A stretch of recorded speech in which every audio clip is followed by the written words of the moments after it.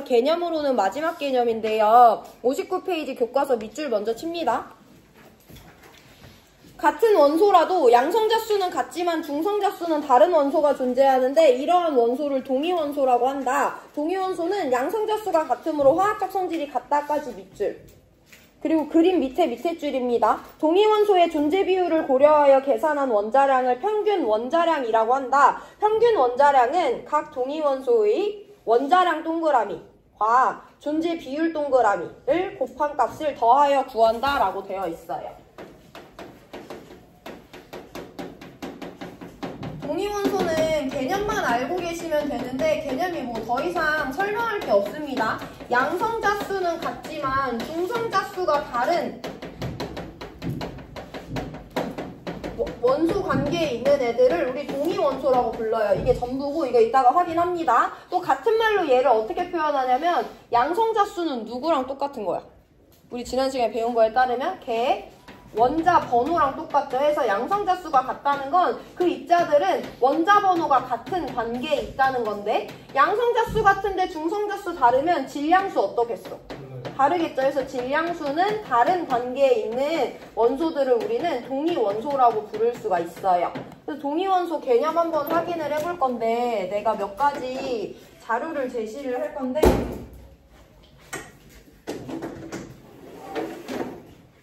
지난 시간 복습입니다. 23x라는 애가 있어요. 13y라는 애가 있어요. 24g라는 애가 있어요. 우리 얘네들을 구성하는 양성자수, 중성자수, 전자수 각각 서술하는 거 지난 시간에 계속 했죠. 얘네들 양성자수는 누구랑 똑같으니까? 원자 번호랑 똑같으니까 얘 양성자수 2개, 1개, 2개다 라고 설명할 수 있죠. 중성자수 구할 수 있잖아. 질량수는 얘네 둘을 더한 값이니까 얘 중성자 1개, 얘 중성자 2개, 얘 중성자 2개인 거야. 그 와중에 전자는 얘네 오른쪽 위에 다 아무것도 안 붙었으니까 x, y, g는 모두 다 원자죠. 그럼 양성자랑 전자의 개수 같으니까 2개, 1개, 2개다 라고 서술하면 됩니다. 그럼 우리 여기 셋 중에서 동위원소 관계에 있는 애들이 있는지 볼 건데 그런 질문이 많아요. 지금 Y랑 G는 동위원소냐고 물어볼 수 있어. Y랑 G는 동위원소야 아니야? 아니지. 동위원소는 누가 같아야 돼? 양성자수가 같아야 돼. 중성자는 나중 문제예요. 근데 얘네 지금 양성자수 같니 안 같니? 안 같아. 그럼 동위원소라는 걸 언급할 필요가 없죠. 그럼 X, Y, G 중에 동위원소 관계에 있는 애 누가 있어? X랑 G는 양성자수 똑같잖아. 근데 중성자수 다르기 때문에 X랑 G는 동위원소다 라고 설명할 수 있으면 동위원소 개념은 이해한 거예요.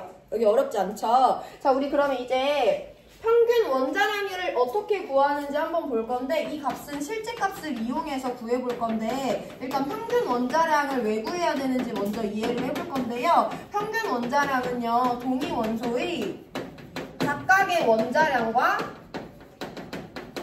존재 비율을 곱해. 그리고 그 값들을 모두 다 더한 값이에요. 교과서에 나와 있는 예시를 이용해서 한번 볼 건데요. 교과서에 예시로 누가 나와 있냐면 어떤 동위원소에 대해서 나와 있냐면 35Cl이라는 애랑 37Cl이라는 예시가 나와 있어요.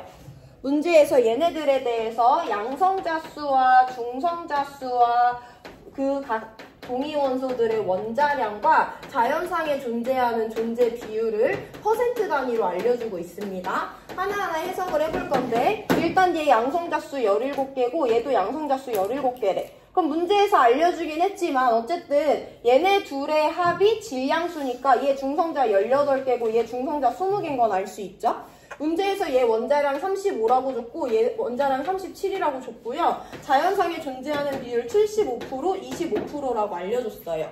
그럼 이 말은 일단은 우리가 염소라는 원소를 많이 들어봤는데 염소가 존재하긴 하는데 얘네들은 지금 질량수가 35짜리 염소도 있고 37짜리 염소도 있다는 거야.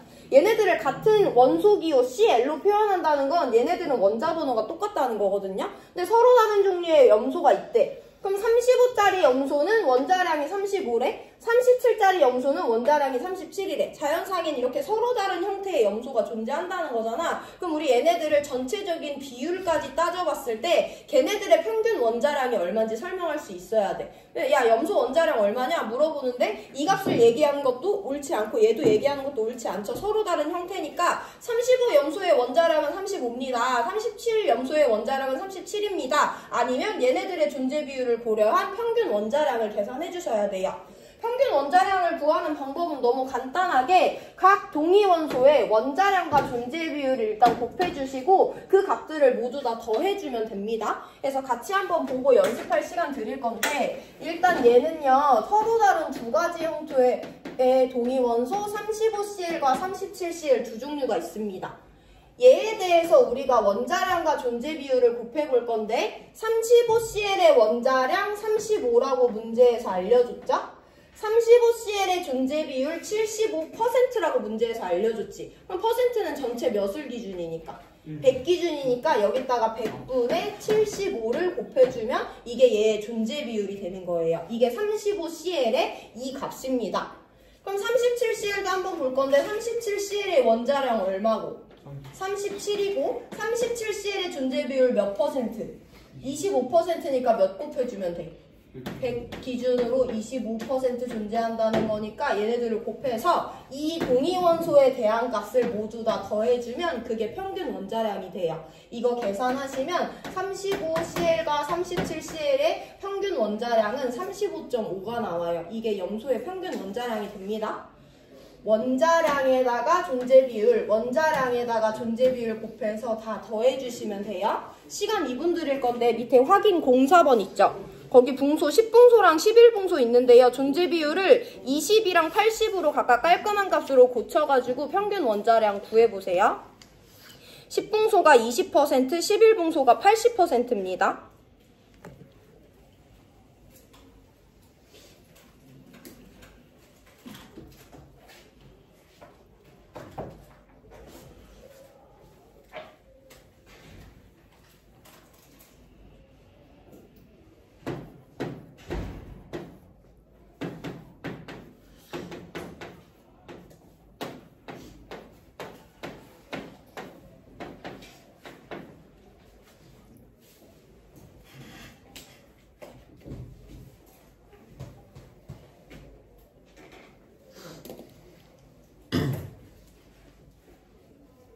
야, 같이 구해볼 건데요. 일단 붕소는 서로 다른 두 가지, 10붕소와 11붕소 두 가지 형태가 있습니다. 얘에 대해서도 각각 개의 원자량과 존재 비율을 일단 곱해줄 건데 10붕소 원자량 10, 존재 비율 20%니까 100분의 20 곱해주면 되죠?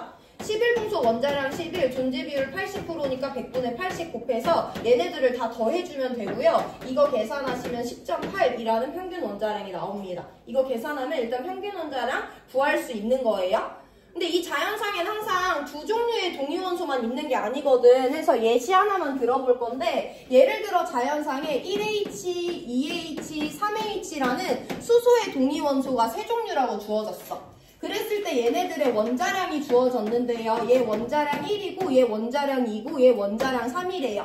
그랬을 때 얘네들의 존재 비율을 퍼센트 단위로 주어졌는데요. 얘 A%, 얘 B%, 얘 C%라고 주어졌어. 그럼 얘 평균 원자량 어떻게 구하냐? 여태까지 해왔던 것처럼 1H와 2H와 3H에 대해서 원자량과 존재 비율을 곱해주면 되는 거죠. 얘 원자량 얼마니까? 1. 얘 존재 비율 몇 퍼센트니까? A%니까 얼마 곱해준다? 100분의 A 곱해주면 이게 1H의 값이죠?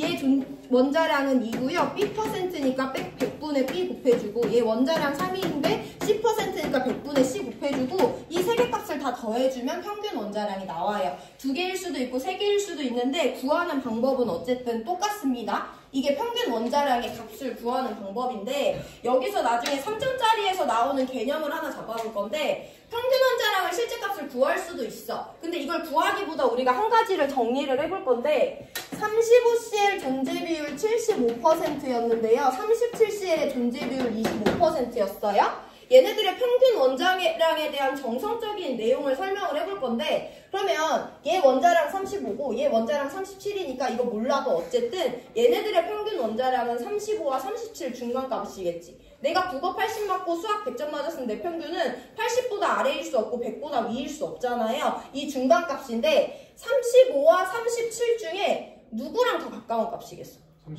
35겠지. 35가 훨씬 더 많이 존재하니까. 내가 지금 물어보는 게 어떤 내용이냐면 염소의 원자량은 어쨌든 35짜리랑 37짜리가 있기 때문에 이들 중간값인 거야. 근데 누구랑 더 가깝냐는 걸 조금 더 구체적으로 설명해보면 걔가 36보다 평균 원자량이 작을 수도 있고 클 수도 있어. 작으면 35랑 더 가까운 값인 거고 크면 37이랑 더 가까운 값인 거죠. 근데 얼마 나왔어?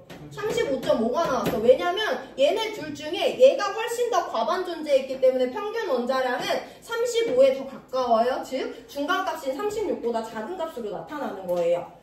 다시 한 번 더 보면 10분소와 11분소 동위원소는요. 원자량이 10과 11이기 때문에 이 중간값 어디 있을 건데 이 두 개 값 중에 누구랑 더 가까워야 돼? 존재 비율 얘가 훨씬 더 많으니까 11이랑 더 가까워야 되죠. 해서 얘네들의 평균 원자량은 어쨌든 10과 11 중간값 어디 있을 건데 중간값을 10.5로 따져봤을 때 10.8이 평균 원자량이었거든요. 그럼 11이랑 더 가까운 값이잖아. 왜냐하면 11짜리가 더 과반으로 존재했기 때문이에요. 일단 이번 단원에서 이번 2회고사 시험 범위에서 너네들이 제일 어려워하는 건 여기 부분에서 나오는 건 맞는데요. 조금 더 어려운 부분은 3점짜리 문제에 넘어가서 보는 걸로 하고 오늘 개념은 여기까지 하고요.